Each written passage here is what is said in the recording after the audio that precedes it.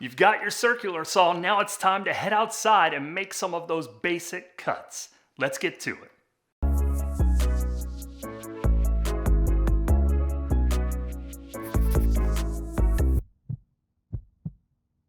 Now before we make our cuts, if you missed our basics video when we covered some of the basics of our circular saw, hit the card at the top of the screen to head on over there. Otherwise, let's get right outside and hop to it. Now I've stepped outside just to show a few of the basic cuts that you can do with your circular saw. Now before we make any cuts, we have to make some marks on our wood so that we know where we're cutting.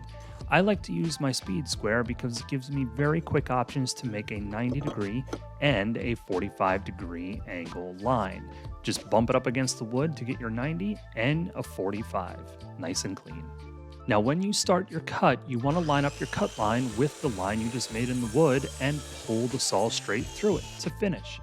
For the 45-degree angle cut, I like to lift my guard because it's a little tougher to push through. But another technique you can use is looking at the blade from the side of the saw rather than just looking at the cut line when you cut. Just another way to keep an accurate cut. Now before we hit our third and final cut, I want to pause for a quick safety tip. Now if you're finding this video helpful, hit that like button. Also, hit the subscribe button as well. We'd love it if you would subscribe to our channel. On the safety side, tip number 1, make sure you wear these safety goggles. They are not overrated and they will save your eyes. That's not expensive to get those fixed. Wait, actually it's very expensive to get those fixed.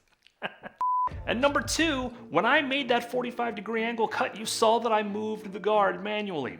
Do not do this unless you're very comfortable operating your saw. Keep your hands, keep your arms, keep your feet, your legs, your kids, your animals, your grandparents away from the bottom of that saw if you're gonna move that guard back manually. Now let's make the third cut, which to me is the most important one with a circular saw, and that is cutting plywood. Now when it comes to the plywood, you're going to follow a similar process as you did with the dimensional lumber.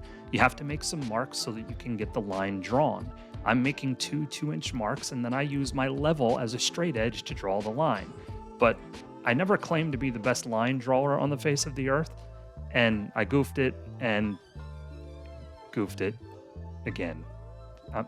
I'm not too proud of that. Anyway, now that the line is drawn, we can do our cut. Use the cut line to line the saw up and make that cut. You can also look in from the side, just as we did with our prior cut, to make sure that it's going straight. But notice that sawdust? That's why you need to wear your goggles.